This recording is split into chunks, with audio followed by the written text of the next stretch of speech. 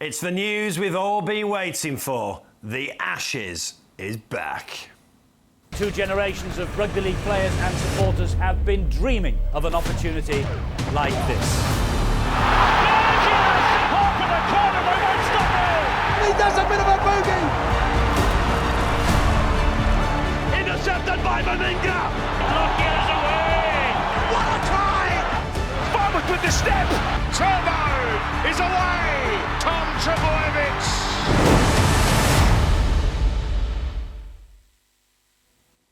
Three cracking venues, three cracking games to look forward to. And tonight to be joined in the studio by Kyle Amor. And believe it or not, we did book this man before we knew we were going to be announcing the Ashes series. Obviously, the last time in 2003. 12 seconds, is that right? 12 seconds, yeah, unfortunately. It was the infamous send-off in the first test, but I thought we was going to actually go on and win that test. We were beating him for 75 minutes, and they do what the Aussies normally do. They found a way to win. All three tests, we were beating him, all three tests. And there was 6 points between them in all three tests. We were really close. Exactly, we was that far, and I just can't believe it's been that long since our last Ashes series against the Kangaroos. It's the oldest and fiercest rivalry in rugby league. Delighted it's back on, very, very excited, and yeah, roll on. There's been a lot discussed about rugby league in the last few weeks. Yeah. This is great news that everyone can get behind. Yeah, for sure, you're right. You know, there's been a lot of probably darker stories, hasn't there? This is certainly one that's brilliant. You know, 22 years since we've seen an Ashes test, and you know, I was a 16-year-old lad watching that game when all that happened. Sorry, Moz, that's the last time we'll talk about it. I bet you've been reminded quite a lot in the last 24 hours. No, but like absolutely brilliant. You know, three cracking venues as well for it. Wembley, New Everton Ground, of course, and Headingley to lock it all in and hopefully see an England win.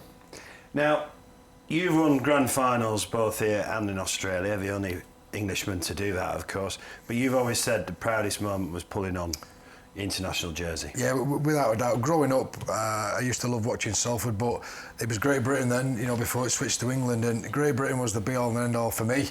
I couldn't wait till the end of the year to see if Great Britain were at home or away, who they're playing, and then I was just obsessed with Great Britain. When I got a chance to play for him, it was everything I dreamed and imagined it would be. It was absolutely incredible. It didn't make it any less special switching to England, but for me, growing up, you know, the iconic Great Britain jersey, that was it for me. And I mentioned before, it's the oldest and fiercest rivalry in rugby league. We have played Australia in one-off tests since, but it's great that it's a three-game series, and you know, it's bringing back a few memories now. You know, when you're lining up with your comrades and the best players in the country, and you sing the last anthem, something very, very special, and particularly against the Aussies. It's great to represent your country at any level against anyone. But against the Aussies, it's that's the ultimate. And we've not played them since 2017 and the World Cup final. Yeah, the World Cup final, and that was the one that got away, wasn't it? Ankle tap, we just seen the ankle tap on Callum.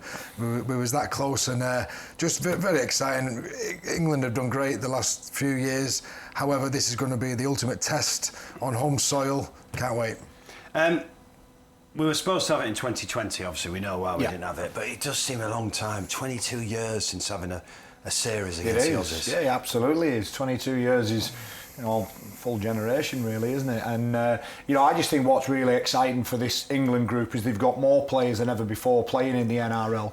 Playing well, playing week in, week out. But I also think what's happened in recent times in Super League with the World Club Challenges, you know, Moz is probably way more qualified, than I am to talk about this, but I think that those last two World Cup Challenge wins will perhaps, you know, dampen down that perhaps, you know, when Australia were put on a pedestal before a ball was kicked. You know, I think there'll be a lot of these England players now with the experience of playing in the NRL, plus what's happened in recent years. They'll be fancying what will be probably an upset. Well, we'll hear from Shaun Wane shortly. I know he's fancying it. Yeah. This is one of the reasons he became England coach, isn't it? Well, it's the ultimate, and England have done great, you know, against Samoa and Tonga in the last couple of years, but you know, you could argue Australia, well, you can't argue, they are world champs, and you want to test yourselves against the best. But you mentioned the lads playing in the NRL, fantastic. You know, they really are flying the flag for England. Super League has improved. We've got World Club Challenge wins. It's all pointing to a fantastic England performance at the end of the year, and getting all of the Ashes since 1970 was the last time we won the Ashes. Unfortunately, it's been a long time between drinks, but I think that the boys will go into it really confident, and you know, I know Shaun Wane will have the boys fired up. Well, a rivalry, it started in 1908, and a man who knows all about that rivalry. Let's hear from England coach Shaun Wane. Well, Shaun, 5 years later, we're finally getting a crack at the Aussies. I know this is one that'll get your blood pumping. It absolutely will. I'm looking forward to it. I was brought up on Great Britain v Australia, so in the Test series. So to get the chance to get the series on, all credit to the RFL and our commercial for getting this on. I'm so much looking forward to it. And when I took the job many years ago, that was the one motivating factor, was an Ashes series against the Australians. So the chance I've got now is I'm going to look forward to it. It's the kind of fixture series that immediately brings up memories, even if you're looking in the last 20 years. Morley, Peacock, Fielding, all of those kind of iconic moments. We'll obviously stick within the laws of the game, but they're coming to England, they're coming to our bar, and we've got to put one on them, haven't we? Yeah, and I thought the way the last two series have been refereed have been fantastic, and this needs to be the same. It's, you know, rugby's a tough sport, and it's a Test series against Australia, and they won't want it any other way. It's going to be on, and you know, so I remember all them Test games in the 80s and 90s, and I have nothing but good memories, and this is our chance. We've got players in my squad what can make their own name, and I want them to be talked about in 20 or 30 years' time. When it is a rivalry like this, and it's this intense, it means this much, does it affect your selection at all, being able to look players in the eye and know that they can be in the firefight, that they can put themselves on the line? Yeah, I found that quite easy. We had an off-field meeting with the players, and I showed lots of footage about what we expect, what they need to do to be getting an England team, you know, which is, in one sense, is quite easy, but to do it is hard, because it's, you know, I demand a lot. But the players get it. They understand that, you know, the best will play. So them selection conversations are quite easy to come through. Shaun Wane is looking forward to it. He'll have him up for it, won't he? He will. Very, very passionate man, and I think he's got a right to go into this series confident. You know, they've been doing really well the last couple of years. If we can remain injury-free, England or Great Britain, as it were, they did suffer when they lost a few key players in a few key positions. They did struggle. They've not got the strength in depth as Australia, but keep everyone injury-free, and we've got a great chance. You worked on the Rugby League World Cup for the BBC, Yeah. and we said on the back of that, didn't we? We need more international rugby. Yeah. And it's been great. We've had Tonga and Samoa over, but this is just different, isn't it? This is just... Oh, of course it is. You know, look, let's not kid ourselves. In the Northern Hemisphere, there is no contest for England at all, really. France, yes, but predominantly it's always been a 40-point game. You know, and the other emerging nations, sort of Ireland, Scotland, they're just not up to the standard, largely because of that strength in depth that Moz has just mentioned. So to get the Southern Hemisphere in tests is huge, and I think the timing of it is brilliant, and I really cannot wait for the end of this year to see how they go.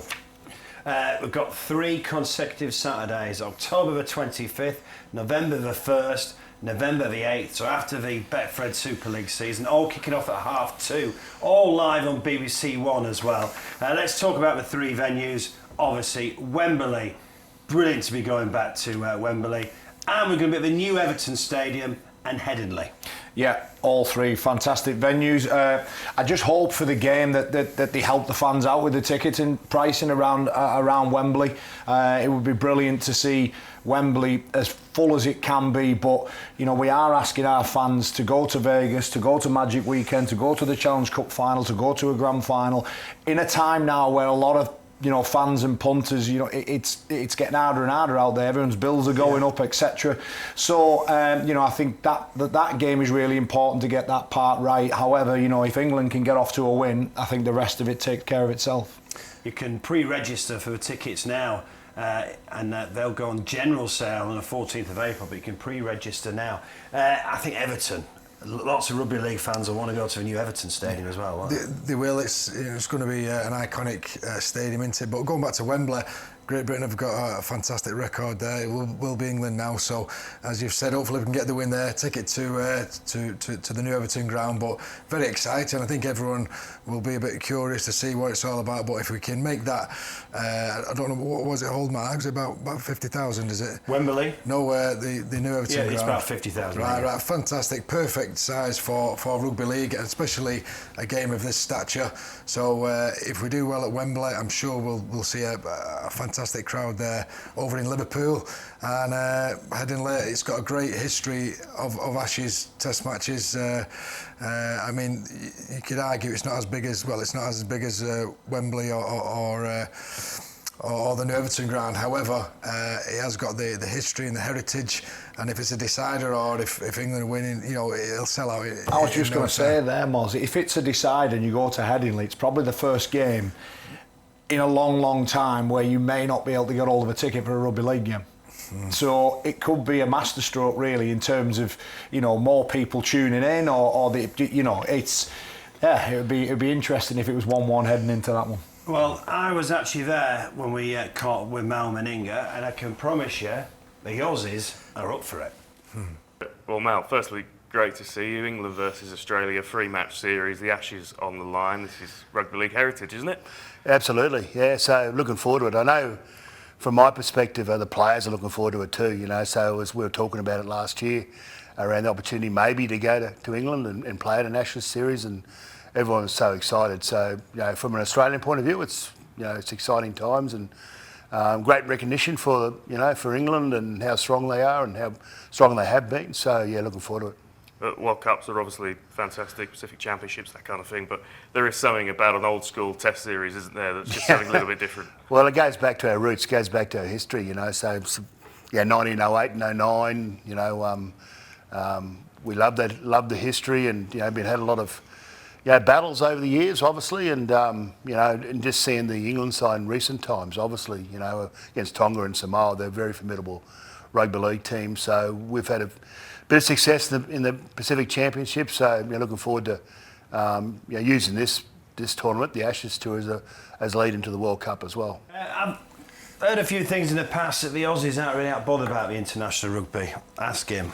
He's massively up for it. Well, that tells you completely, something completely different. And, a guy who knows all about coming over and playing for it, playing in England, as Moz had just told me earlier, 4 times, is it, Moz, that he's... Yeah, the only Australian to make 4 tours to the UK, which is amazing. But he is Australian Rugby League, in my opinion. Growing up, he was the be-all and end-all, and it's great that he's coaching now.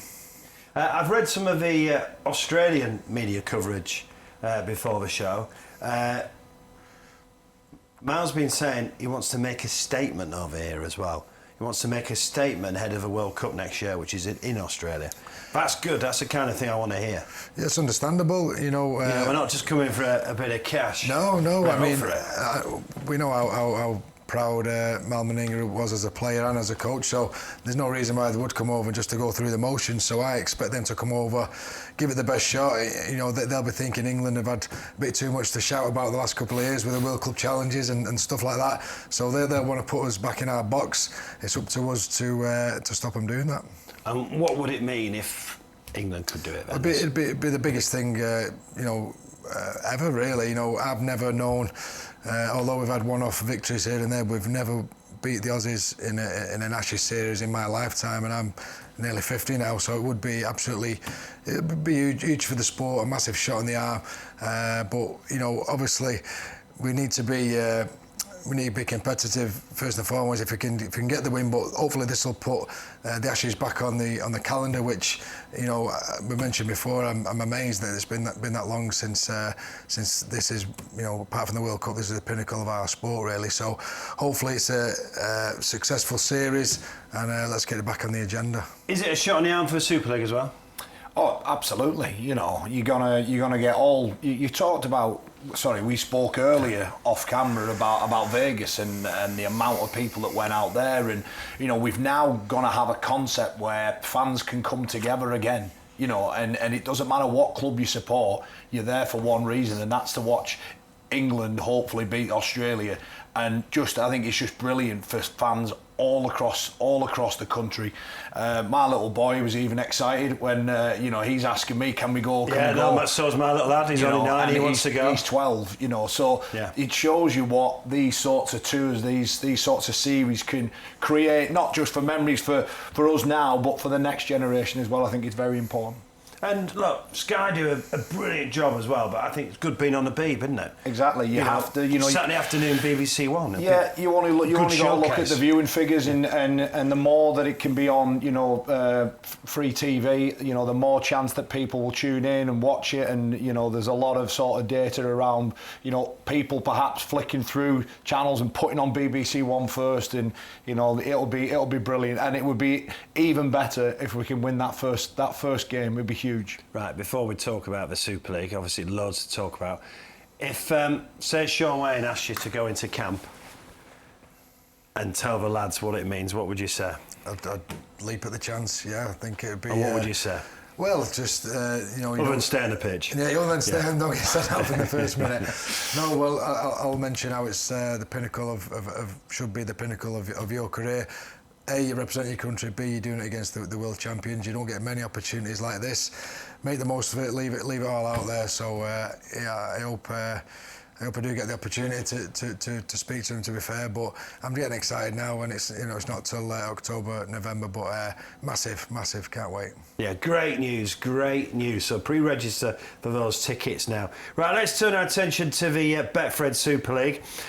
First of all, Salford, with all the off-the-field issues, got their first win, Moz. They did. I went to the game, actually. And I tell you what, they played well. They did very well. Thoroughly deserved. Yeah, Jaden Nikarima was outstanding, but there was a number of players who put their hand up, and you really have got to commend the lads. They've been through terrible adversity the last few weeks, and for them to really put a shift in like they did, I thought it was a great performance. The defence looked really well organised, and fantastic win, and it's a really releases a little bit of pressure.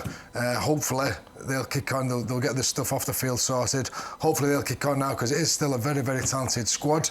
Obviously they've not shown that because of what's been going on off the pitch, so really pleased for him, but it's only 2 points at the end of the day. They need to kick on now. And as we sit here, Moz, we don't know what's happening. We do not know what's happening. We just hope it gets sorted for the players' sake, but more importantly for the fans' sake, ASAP. Without a doubt, they have punched above the weight the last few years, and they've lost 3 players at the moment. Hopefully, if it does get sorted, we can get some finances in, and if we can just lose 3 players going forward, I think that's a result, really, because it's still, I mentioned a minute ago, still a very talented squad. They could still do something this year, but they just need to get it all sorted. And it was an ex-Salford player who did some damage against St Helens on Friday night, wasn't it? Mark Sneyd for Warrington. Yeah, he was a player of his quality.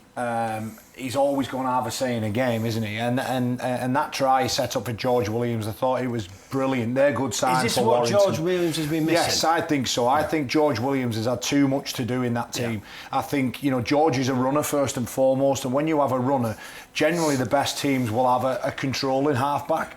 And I think George has had to do a bit too much of that. And now what it does is it frees up George to do his thing, to be the most threatening, to create those magical moments that he can do.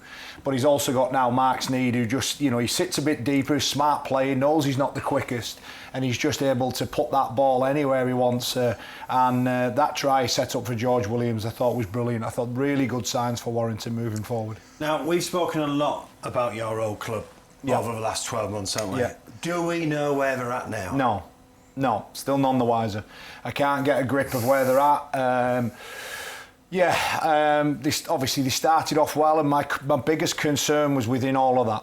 I live in the town, and you can feel the excitement and people, you won 4 grand finals, you know what it's all about. Yeah, absolutely. But they were gift wrapped a load of tries against Salford. They then played Castleford, which was Castleford a poor team in Super League, and then the Wakefield game, by all accounts, was just littered with errors. So they hadn't really had any heat kind of put on them. Hull KR dominated that game. There was a 10-minute period where St Helens threatened. Other than that, it was dominated. Then you can almost say the same for Leeds, you know. And this isn't me beating my old club by any stretch, but anybody who was at the game would have said the same thing. Leeds were doing exactly what Hull KR were doing with them, but Saints just had a little bit of quality to hit Leeds, with 3 quick tries, and it killed the game. Now they've got a very, very tough month coming up ahead in terms of big games. You know, they go to Catalan, and then they've got Warrington again, then they've got Wigan. So we'll know more about them in the next coming weeks, but right now I could not tell you where they're at. Leeds is not one of the teams I want to speak about. Great win against Wigan. Fantastic but win. They need to follow it up, don't they? They do. They need to become more consistent, don't They do, and I thought, you know, Saints and Warrington was a fantastic game. Although it didn't go the Saints' way, I just thought it was a great, really tough. Could have gone either way. They did have the chances, Settlers. The Wigan Leeds game was exactly the same, although it went to the home team. But you're right, great win. But you can't just rest on your laurels now. You need to build on that. And again, Leeds have been. Well, they've been in it for the last few years, haven't they? Very, very up and down. Yeah. But they need a bit more consistency. But it's there for everyone to see. The effort was fantastic. And you know well, Ryan Hall is still loving the game. Yeah, did it, yeah. Unbelievable. Yeah, I want to congratulate Hawley as well for his 500th appearance. That's an incredible achievement for anyone. And 500 top quality appearances as well. Exactly. Yeah. So, and he did have a hand or head in the try, which was great for Hawley. But it was a great win, and it was a confidence booster for the club. But you're right, they need to kick on now. And what do you think it means to Wigan? Challenge Cup and then that? Yeah, it's obviously, you know... It's early days, of course. Early days, of course it is. But I think the team only lost 4 all year. They're now 3. Is that 3 losses they've been hit now and out of a cup? I think, Jay Fields makes a massive difference, doesn't it? Huge. Because he was missing the second half there was in the cup. Yeah, there was something like when Field and French don't play... I don't know whether it was together, I can't quite remember, but there was a stat last year that they struggled in something like 68% was the win rate with those 2 in. Right. So, you know, with those 2 out, with Jay Field out, you know, it certainly hurts Wigan, doesn't it? But you're right, it's early days. They are champions for a reason, but it's very rare that your top sides are the ones that go on and win titles. They lose 2 games in a row.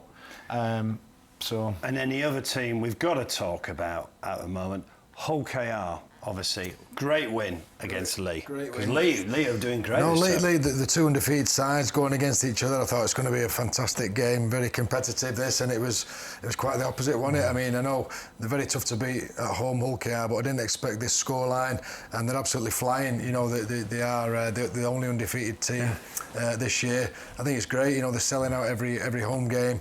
They have been in a couple of major finals the last couple of years.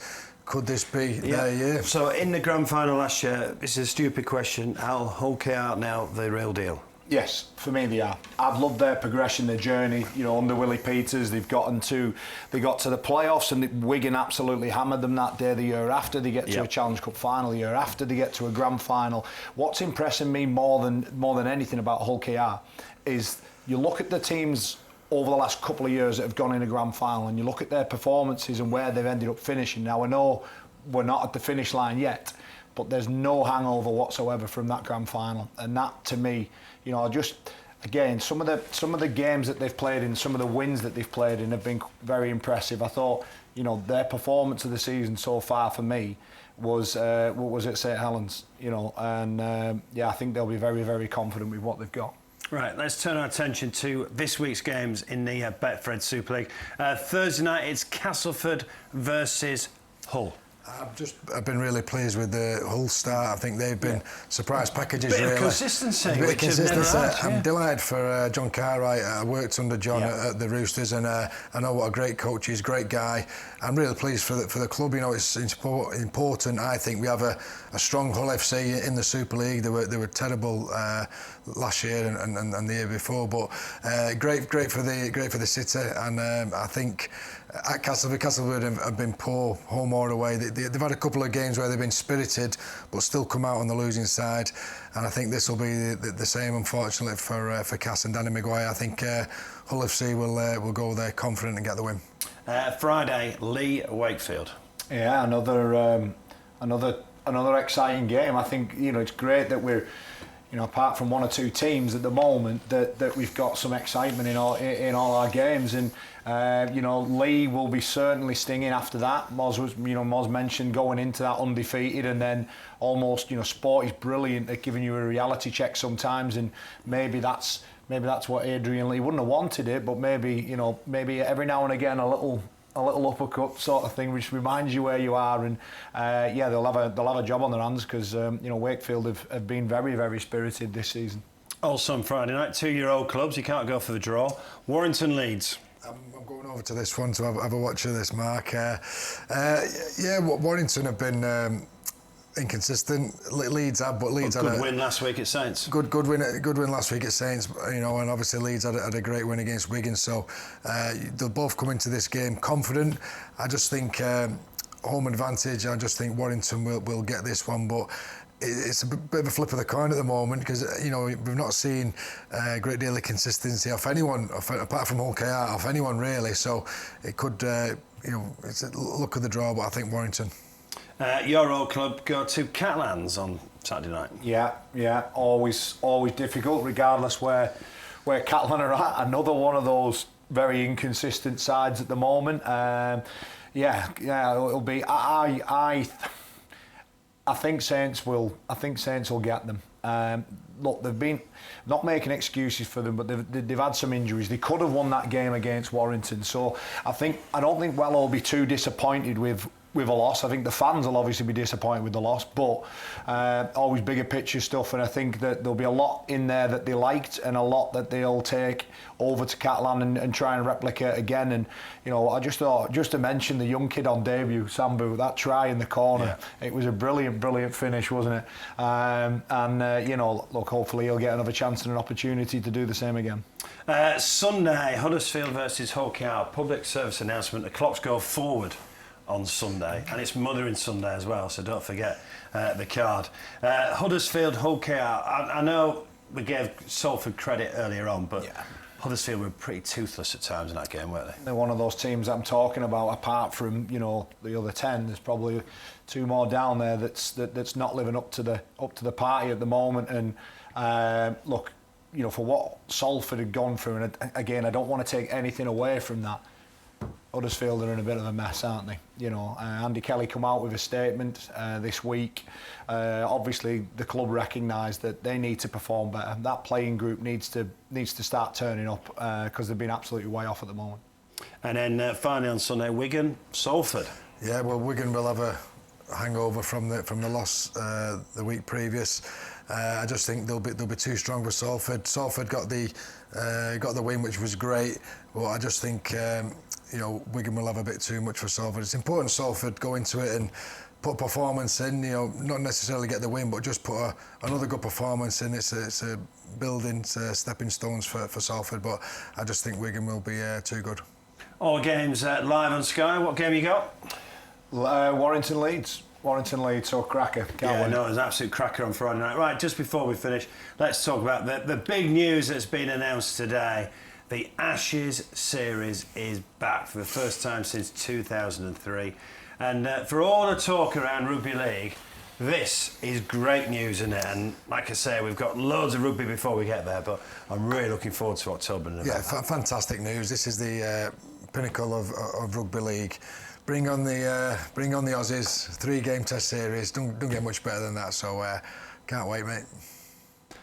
Yeah, no, look, I can't say much more than that. Can our man who's been there, done it, got the T-shirt many times. So, look, we just hope all our best players are fit. We hope all our best players from the Super League. See all the Aussies back fit as well, don't we? No, exactly. We want it to be the very best of England against the very best of Australia, and may the best team win. Right, gents, thanks for coming in. So, pre-register now for those Ashes tickets. We've got Wembley, the new Everton Stadium, and Headingley. It's going to be 3 absolute crackers. Thanks for watching. This is my time.